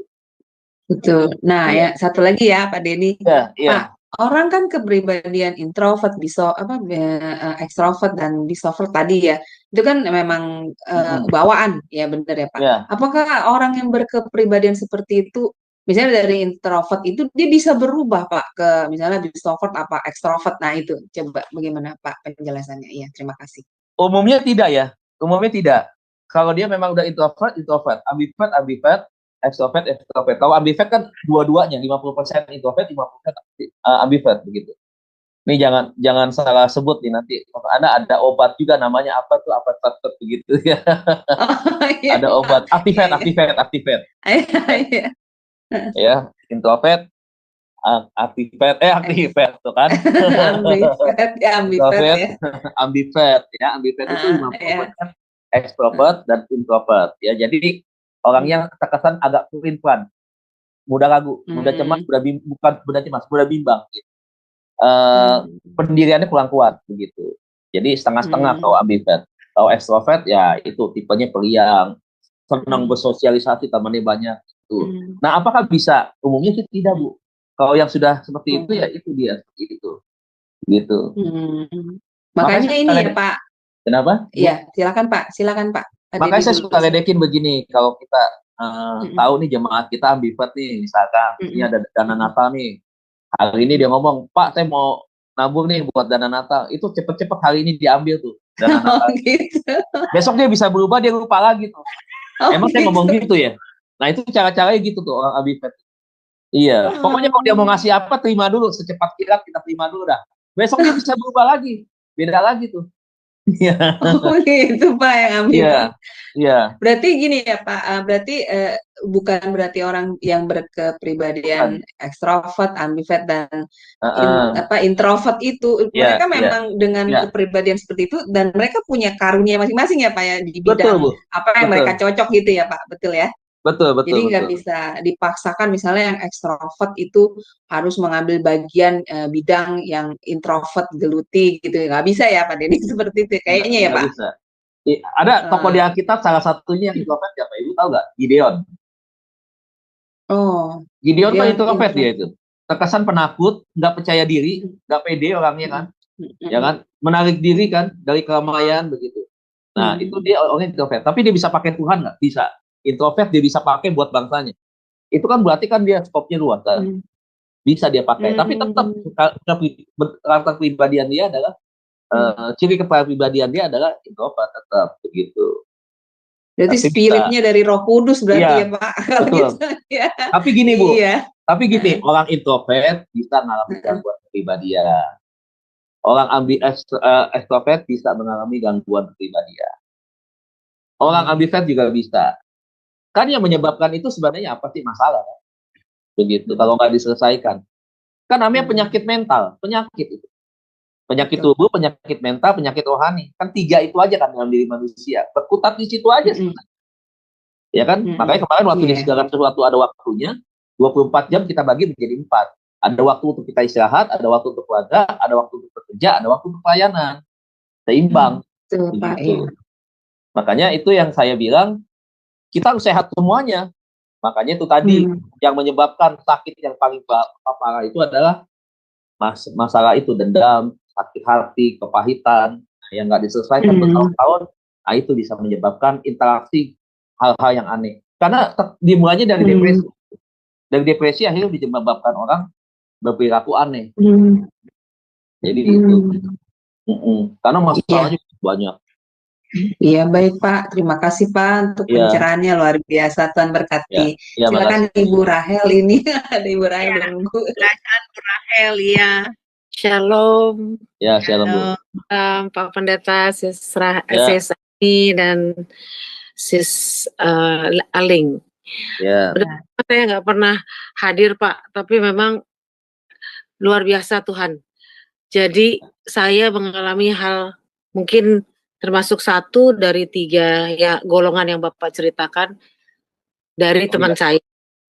Jadi perkaranya gini Pak, saya jadi asal muasal sedikit saya cerita Pak. Saya ini lagi diminta jemaat gereja untuk membantu seorang muslim, karena saya mantan muslim, Bu. untuk menginjili dan menjelaskan perbedaan antara Islam dan Kristen. Nah, kebetulan saya sedikit memahami, ya lumayanlah saya memahami tentang hadis dan Al-Quran, serta sekarang saya sudah menjadi orang percaya, Pak. Nah, kemudian, jadi saya kan mengumpulkan data-data yang saya sudah kumpulin, Pak ya, yang saya punya. Nah, kemudian kemarin ini saya tiba-tiba lagi WA-an sama teman saya yang Muslim. Nah, dia mengatakan, iya kan waktu Tuhan kan bukan waktu kita. Nah, ini menarik untuk saya. Karena saya tahu di Al-Quran nggak ada, Pak. Atau saya yang belum dapat. Kan either belum dapat atau saya kelewatan atau saya yakin nggak ada gitu Pak ya. Jadi ada 2 kan Pak. Mungkin aja kelewatan sama saya gitu. Ada ayat di Al-Quran. Kemudian saya tanya dong sama dia, coba dong kirimin ayatnya gitu. Saya rasa kan itu normal ya Pak ya gitu. Nggak ada maksud apa-apa di sisi saya gitu. Karena kalau di firman Tuhan itu di Alkitab ada, saya kirim ya saya Pak ya 55 ayat 89. Kemudian dia bilang, oh enggak, jadi itu kan tafsiran, kata dia gitu. Oh berarti nggak ada dong benar di Al-Quran, saya bilang gitu kan. Kemudian dia mulai meracau seperti ini, lu emang nggak bener, gue mendingan ngobrol sama anjing gue daripada sama lu. Kaget juga saya. Tapi saya kembali, terus saya ketawa. Oh berarti dia nggak ngerti omongan saya dan level dia level anjing. Dia cuma bisa berbicara sama anjing. Jadi itu menghibur hati saya Pak. Jadi saya juga akhirnya nggak marah sama dia, gitu Pak ya. Karena kan kita anak Tuhan nggak boleh baper ya Pak ya. Iya betul, paranoid. Paranoid, makanya Pak. Nah kemudian dia kirim lagi, ya udah sekarang kita damai aja deh. Nah terus kemudian dia kirim terus tuh Pak, video ini video itu. Terus saya kirim juga hadis. Marah dia Pak. So, dia bilang ini, dia mengatakan bahwa Isa itu adalah Yesus. Saya bilang bukan. Isa lahir di bawah pohon korma, Yesus dilahirkan di kandang domba. Jadi beda. Marah dia Pak di situ. Habis saya dihina-hina, dikata-katain Pak. Sampai Alkitab aja dikatain itu kumpulan apalah begitu-gitu. Saya bilang nih orang nih, kenapa ya begini ya gitu. Tapi saya langsung berdoa Pak, karena saya sedih juga, karena ini teman baik saya lagi susah, saya lagi temenin, tapi dia hajar saya seperti itu. Tapi saya bilang nggak apa-apa Tuhan, Engkau lah yang berhak menghakimi, bukan saya. Ya kan Pak ya? Jadi saya menenangkan diri saya bilang ya saya maafin dia, supaya saya jadi juga lega gitu Pak ya. Nah kemudian Pak memang Tuhan itu luar biasa Pak. Jadi saya bilang, saya bertanya Tuhan, jawab saya gitu. Jawab saya apa? Kesedihan saya ini bagaimana? Kemudian Tuhan itu menjawab saya Pak, Roma 2 ayat 8. Jadi saya kalau lagi kesedihan atau ada masalah Pak, saya selalu minta sama Tuhan jawabannya. Karena dari situ, dan Tuhan selalu menjawab dengan, saya nggak hafal ayat firman Tuhan Pak ya. Tapi Tuhan selalu memberikan ya seperti itu. Jadi memang saya yakin itu Tuhan yang memberikan Pak. Karena saya kan nggak hafal ayat, firman Pak, belum hafal. Karena saya baru jadi Kristen Pak ya. Usia saya ini juga mungkin agak sulit untuk menghafal semuanya Pak. Kemudian saya juga bertanya, kenapa ya anak ini? Kemudian saya udah lama nggak masuk Sema Adonai. Ternyata tentang psikologi kan Pak. Oh, akhirnya saya tahu dia termasuk di golongan paranoid. Tuhan emang selalu menjawab Pak. Jadi saya terima kasih banget Bapak. Malam ini benar-benar dikirim Tuhan untuk menjawab apa yang menjadi pertanyaan saya, karena saya memang kasihan sama dia. Begitu Pak Pendeta. Terima kasih Bu. Ya dari awal jalan cerita Ibu saya udah bisa tebak Yola paranoid nih. Begitu yang Ibu sampaikan. Tapi Ibu sih ini juga ya Bapak Ibu ya, memang kebanyakan ya kalau kita kembali bicara soal paranoid, sebenarnya banyak wanita, banyak yang di posisi wanita ya paranoid itu. Kenapa? Karena memang kemungkinan ada banyak alasan itu berkaitan dengan masa kecilnya dia di rumah tangga orang tua. Misalkan orang tuanya papa mamahnya mungkin ya hubungan harmonis tidak harmonis itu rumah tangganya, sehingga pada masa kecil dia tahu mamahnya itu sering curigai papahnya gitu. Jadi pada saat nanti dia menikah itu kan terbentuk tuh bertahun-tahun begitu kan. Nah akhirnya waktu dia menikah bisa kemungkinan dia melakukan hal yang sama. Karena saya juga ini sampai dengan hari ini juga masih ada sahabat teman pelayanan juga, dia open akhirnya dengan saya di si suami karena sama-sama laki-laki. Dia cerita, aduh ini istri, betul-betul dah dia bilang. Jadi nggak nyaman suaminya. Padahal suaminya nggak ngapa-ngapain, cuman memang rapi ganteng suaminya begitu. Cuman selalu nilainya yang negatif, timbul kecurigaan. Bahkan sampai si istrinya pun ya akhirnya muncul itu depresi, sampai akhirnya gangguan asam lambung begitu ya, mengalami masalah di pencernaan karena banyak pikiran seperti itu. Padahal tidak ngapa-ngapain. Gitu. Nah kan kalau yang parah tuh ada juga, jadi paranoid plus cemburu, ada tuh tambahan. Jadi Bapak Ibu ya, ketika kita belajar tentang hal ini bukan berarti paranoid sendiri paranoid. Paranoid itu bisa ditambah dengan ini, tambah ini, tambah ini, akumulasi bisa begitu. Nah dia paranoid plus cemburu. Cemburunya bukan cemburu biasa. Cemburunya udah cemburu yang beda. Karena cemburunya ditambah dengan paranoid. Apa tuh? Jadi kalau dia pulang, ya suaminya itu dicek. Ada parfum yang lain nggak baunya. Terus dia lihat ada sesuatu hal yang berkaitan dengan itu tadi ya. Sesuatu yang berkaitan dengan wanita, nggak misalkan begitu. Misalkan ya apalah, bekas lipstik, misalkan apa begitu. Ya seringkali suka begitu, WA suka diperiksa, dicek handphonenya begitu. Nah jujur aja, ya suaminya kan nggak ngapa-ngapain begitu. Jadi karena over begitu, jadi nah itu tadi, jadi menimbulkan masalah ke si suaminya juga secara psikologi. Akhirnya tertekan suaminya ini, timbul suasana tidak nyaman. Akhirnya timbul apa?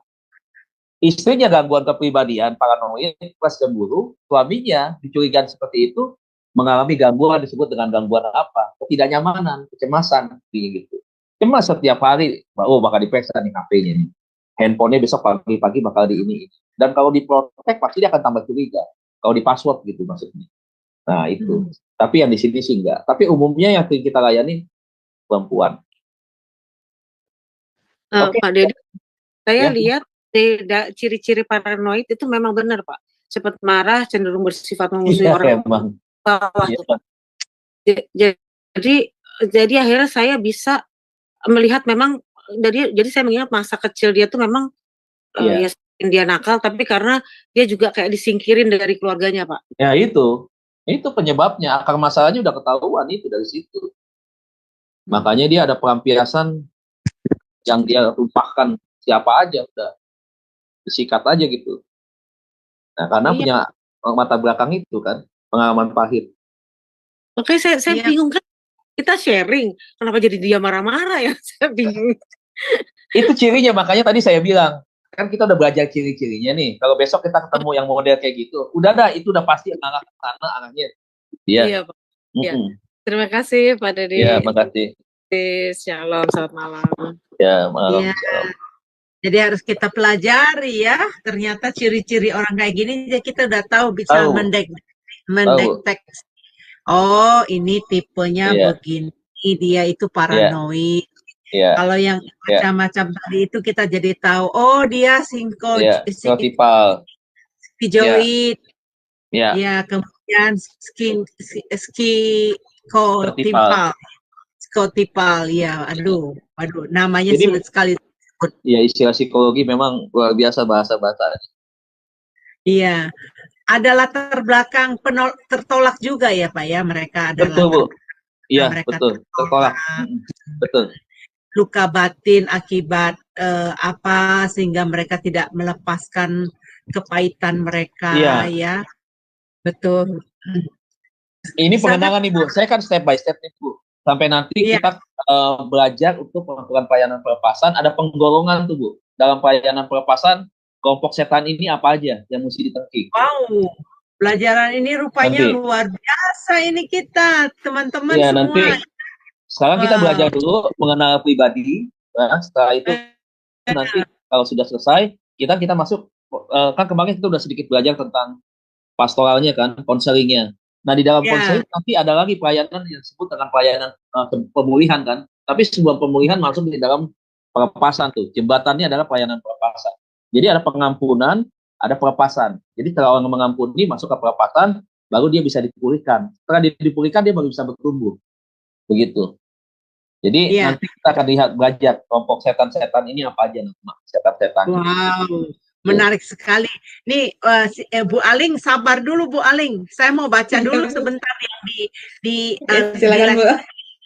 Ada pertanyaan dari Bang Navape. Dia bertanya begini, Pak Deddy, bisa tidak dari paranoid pindah ke karakter lain yang lebih baik? Bagaimana caranya? Terima kasih. Sangat bisa. Kenapa saya katakan bahwa kita ini kan mengenal gangguan-gangguan kepribadiannya berdasarkan klasifikasinya, tapi kita juga bisa tahu penyebabnya apa, kemudian bagaimana cara penanganannya begitu. Memang kalau kita hanya penanganannya hanya sekedar ya artinya dengan hanya nasihat-nasihat biasa begitu, kemudian juga mungkin dengan cara-cara yang lain, misalkan kan begini, terapinya kan ada terapi macam-macam ya. Ada terapi kognitif, ya kognitif itu kan melatih berpikir dan berperilaku, ya. Kemudian ada juga menggunakan obat-obatan misalkan. Kemudian ada juga faktor bagaimana pendekatan dengan psikologis dari keluarga terdekat, gitu. Tetapi jangan lupa kalau kita nih hamba-hamba Tuhan ada satu lagi pendekatan yang kita pakai. Pendekatan apa? Firman yang kita pakai. Nah, apakah bisa disembuhkan? Bisa. Kemudian apakah bisa jadi sesuatu yang lebih baik lagi? Sangat bisa diubahkan. Tapi ada juga efek negatifnya. Dari paranoid tadi saya bilang bisa berakumulasi, pindah mengalami gangguan kepribadian yang lain. Jadi makanya hati-hati. Ada plus lagi penyakit tambahan lagi ya. Yang tambahan lagi. Kita malah tambah ada lagi komplikasi. Iya, betul. Tadi itu di sisoid, tadi kan saya bilang ada paranoidnya juga, masuk paranoid. Jadi dari paranoid masuk ke sisoid gitu. Dari sisoid tadi masuk lagi kan ke sisotipal. Jadi itu bisa akumulasi, bisa tambah lebih daripada satu gangguan kepribadian. Sangat apa namanya ya? Kalau rugi sudah pasti sangat rugi. Tetapi amat sangat mengerikan kalau menurut saya bisa begitu. Karena itu akan semakin banyak. Makanya iblis itu jahatnya begitu. Dia betul-betul menghancurkan orang begitu banyak lah, sebanyak-banyaknya kalau bisa dihancurkan sama dia. Jadi itu tadi Bang. Jadi bisa tuh Bang, begitu Bang. Jangan khawatir Bang, orang paranoid bisa disembuhkan. Ya, orang satu gangguan pribadian, 2 gangguan pribadian bisa disembuhkan. Bahkan yang sakit jiwa aja schizophrenia bisa disembuhkan kok. Bisa. Wow. Dengan cara Tuhan baik, ya. Kabar baik ya Bang Rafape. Mudah-mudahan Anda telah menyimak kembali ya. Nanti kasih kabar aja gimana pertanyaannya. Ya kembali lagi kepada Bu Aling. Tadi Bu Aling mau bertanya. Silakan Bu Aling sebelum kita berakhir, masih ada waktu 20 menit lagi buat kita. Silakan. Ya, baik, terima kasih Bu Heni untuk kesempatannya. Ya, Pak Dedi, saya mau menanyakan satu lagi. Sebelum seseorang itu masuk dalam gangguan kepribadian, dia nggak mungkin langsung ya Pak ya, pasti ada prosesnya ya sebelum masuk dalam ranah gangguan kepribadian. Nah, yang saya mau tanyakan, sebenarnya orang yang mengalami gangguan sampai kepada gangguan kepribadian atau belum sampai ke sana, itu sebenarnya mereka itu bisa nggak sih Pak menyembuhkan dirinya dengan dirinya sendiri gitu, maksudnya seperti dia misalnya mendekat pada Tuhan, lalu dia belajar banyak firman, bisa nggak seperti itu Pak Dedi? Ya, silakan. Jawabannya tidak bisa. Tidak bisa. Sebab dia tidak memahami tentang diri dia sendiri. Tadi kan dilihat kan, dia tidak mengenal tentang diri dia sendiri. Bahkan perilaku aneh saja dia tidak bisa menilai. Yang bisa menilai adalah orang yang di luar yang melihat dia. Jadi, buat dia merasa fun-fun aja, nggak ada apa-apa, normal buat dia. Tapi buat orang lain ini orang aneh. Begitu. Ada sesuatu hal yang tidak wajar. Kan sebenarnya gini, kan kita melihat orang yang berperilaku wajar dan tidak wajar kan kelihatan banget. Kan kita bisa nilai itu. Tapi betul, buat dia nggak bisa nilai, nggak tahu. Gitu. Buat hal yang terkecil saja dah, yang nggak biasa, nggak lazim dilakukan oleh misalkan orang remaja misalkan begitu ya. Remaja dengan pakaian misalkan pakaian yang ya pakaian remaja begitu. Misalkan dia memakai pakaian yang orang-orang yang sudah dewasa jauh begitu ya, itu kan sesuatu hal yang tidak wajar dengan gaya-gaya rambut yang model apa. Jangan lupa loh, ada juga ya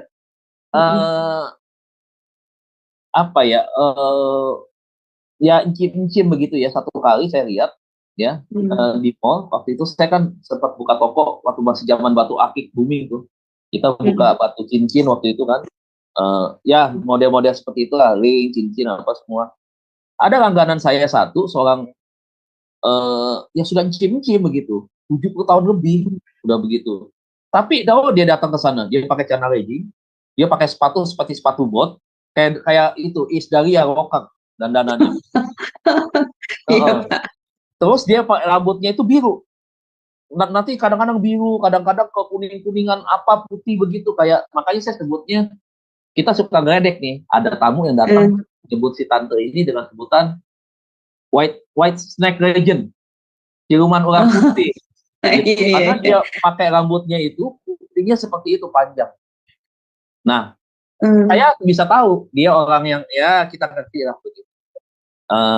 Ternyata setelah akrab lama baru saya tahu penyebabnya. Ya, dari dia ngomong tahu nih saya nih agak sedikit hang. Yang kedua, dia cerita ngomong panjang lebar, saya tahu ternyata KDRT rumah tangga dipukuli sampai cacat sama suami, ya, kemudian ditinggal sama suami tanpa dikasih uang dan macam-macam, membesarkan anak 5 seorang diri, sampai dia ketemu saya tuh udah dalam keadaan begitu, bisa dibayangin kayak begitu tuh. Jadi dia belum pulih sebenarnya, belum beres, masih punya gangguan kepribadian seperti itu, dan arahnya apa? Psikotipal. Nah, dari mana taunya? Hobi batu akik. Udah gitu tahu dibungkus kain batu akiknya. Dibungkus kain itu diripet-ripet begitu, dimasukkan ke dalam dompet, kadang ditaruh di pinggangnya dia. Kalau bukan psikotipal apa itu modelnya? gitu. Oh, Jadi dia beli batu eksentriknya. akik yang khusus batu akik, dia nggak mau permata. Kayak ruby, blue sapphire dia nggak mau. Yang dia beli itu sumur Bandung, batunya itu. Kedit, batu anggur combong dia beli. Itu kan buat apa? Kalau dulu combong kan dipakai kan buat peret perempuan kan. Nah dia beli itu, dikumpulin, dia ikat-ikatin pakai kain putih, gitu. Dimasukin ke dalam tasnya dia. Bahkan ada Jadi dia dia pakai sendiri minyak sama dia. Pakai minyak kayak minyak nyong-nyong begitu, batu jadi poles. Ini tante-tante itu. Wah, ini orang saya bilang udah latihan nih. Ya, Iya, tapi berarti ini ya Pak Deddy, apa maksudnya kita sendiri harus bisa mengukur ya Pak diri kita. betul, Maksudnya begini loh, betul. ini kalau ada yang tidak beres pada diri kita, pada hati kita, gitu, pikiran kita harus buru-buru membereskannya ya Pak. Kalau gitu ya, Itu jangan makanya. sampai jadi Itu seperti itu ya. makanya Yang saya berkaitan kepribadian. maka Alkitab kita keren banget dan dahsyat banget. Makanya itulah makanya saya selalu bilang begini. Kalau ada orang melukai hati kita sekecil apapun juga, secepat-cepatnya bereskan. Kalau saya bilang. Kenapa? Karena ini yang saya maksud. Begitu. Kalau kita nggak Dampaknya ya bereskan, Pak. aduh, berat ya. Tanpa sadar nanti akan seperti itu. Ibaratnya begini aja, orang dendam nggak terlampiaskan. Kan berakumulasi itu efeknya. Ya kan, kadang-kadang jadi temperamen, emosi kan nggak stabil. Ada sesuatu yang dipendam, jadi kemarahan, tegang terus bawaannya kan. Dan itu pasti berefek. Nah, Iya, Pak Deddy. Wah, Iya, Bu. luar biasa. Makasih Pak Deddy Terima kasih. penjelasannya. Ya, dan berkati. Itu penampilan nenek-nenek nyentrik ya, pakai bajunya fancy gitu kan. Terus dari tingkah lakunya ngumpulin batunya diikatin, berhalusasi, pokoknya dia ini. Nah, bagaimana dengan nenek-nenek yang kawin sama anak muda usianya Itu lebih yang dari nanti saya bahas. itu. Belum sekarang jawabannya ya, nanti ya. Nanti saya ada pasir pelajaran itu. Kenapa anak muda itu dia menikah dengan nenek-nenek? Karena itu gangguan kepribadian juga. Nanti bukan si perempuannya yang sakit jiwa, laki-lakinya juga. Jadi gini, saya kata kita. Nah, gangguan kepribadian itu ya, kalau kita melihat kenapa kayak di Kick Andy waktu itu ya, aduh Kick Andy kalau vulgar juga menurut saya tuh nggak etika juga itu, dia cerita sampai hal-hal yang menurut saya nggak enak didengar. Ini ada yang anak muda 17 tahun misalkan menikahi nenek-nenek usia 77 tahun misalkan begitu. Nenek-neneknya tidak kaya, biasa aja kan begitu. Tapi ini anak cinta banget begitu. Nah, ini anak muda ini itu dia mengalami gangguan kepribadian. Begitu. Nah, dia ini ada yang suka memang laki-laki muda, remaja itu suka pacaran dengan yang jauh lebih tua usianya. Nah, kalau ada yang model kayak begini, dia mengalami gangguan kepribadian. Sebenarnya saya mau saksikan juga nanti ini berkaitan dengan saya juga sebenarnya. Karena kan dulu kan saya punya masa lalu kan, makanya saya sih nggak malu-malu cerita. Karena kan masalah keluarga kan.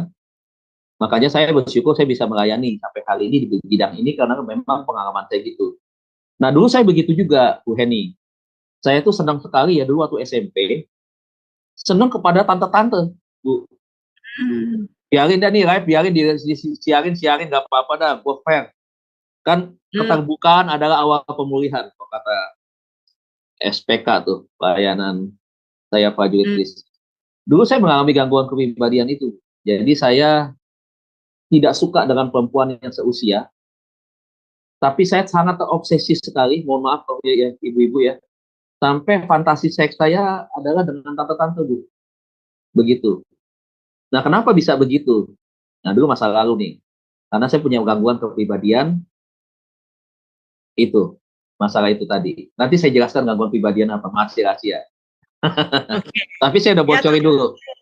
Tambah seru, Bapak Ibu, setiap hari Sabtu ya, jam 21 WIB, kita akan belajar mengenai topik Diskoh ini dengan pastoral counseling ya, pelajaran yang diajarkan biasanya di STT akan diajarkan di Jum Sema Adonai bersama narasumber kita Pak Deddy Kurniawan. Wah, Kalau di STT mungkin nggak selengkap sedetail ini Bu, karena masih panjang kali pelajaran ini. Gitu. oh kalau di STT Ya. malah nggak Nggak selengkapnya. sekomplit ini, ya kecuali kalau memang jurusannya adalah jurusan di pastoral counseling pun kita perlu lagi belajar lebih dalam lagi sebenarnya, belajar dan praktek. Jadi, nggak langsung kita terima teori aja, tapi kita praktek. Oke, saya lanjut Bu. Kalau misalkan mau bahas tentang ini, minggu depan saya cut dulu yang kelompok kedua, saya masukkan kepada bentuk sebenarnya masuk ke arah kelompok penyimpangan seksual Bu. Ini Bu. Jadi temanya minggu depan nanti Bapak tag saya aja ya. Jadi bisa saya Iya, saya berarti saya agak cerita, tapi nggak full enggak. Tapi saya akan cerita masuk kepada gangguan kepribadian yang kelompok-kelompok yang gangguan masalah seksual itu. Nanti saya jelaskan satu persatu, saya jelaskan dulu semua satu persatu. Kalau nanti mau rinci, saya keluarkan satu-satu lagi materinya. Tapi saya kelompoknya saya sebutkan dulu satu-satu. Nah, jadi saya kena itu, Bu. Nah, kenapa saya ternyata kena itu? Karena ternyata saya baru tahu sekarang. Ternyata saya kehilangan figur dua waktu itu. Bukan hanya figur papa, figur mama juga.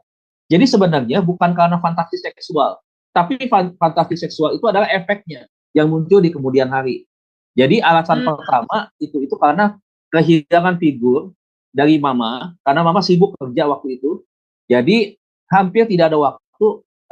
Misalkan mama membelai kepala saya, merangkul saya begitu, menggandeng saya gitu. Itu saya nggak dapatkan begitu. Jadi saya kehilangan dua figur secara tidak langsung karena mama menggantikan peran papa. Nah, akhirnya saya tuh terobsesi untuk bisa mendapatkan bagaimana begitu. Adalah seorang mama, seorang ibu bisa memeluk begitu, kemudian bisa mengusap kepala, bisa memberikan kata-kata sayang begitu. Itu yang saya rindukan awalnya dari situ. Tapi akhirnya dari situ iblis itu pintar. Makanya saya bilang. Jadi dari rasa keinginan pengen seperti itu, disayang, diperhatikan oleh mama, kan mama jauh lebih tua dong dari kita dong. Maksudnya kan nggak beda tahun 2 tahun kan. Nah, makanya akhirnya timbul keinginan seperti itu. Berusaha untuk cari figur pengganti yang bisa memberikan perhatian lebih seperti itu. Yang hampir sama dengan mama gitu.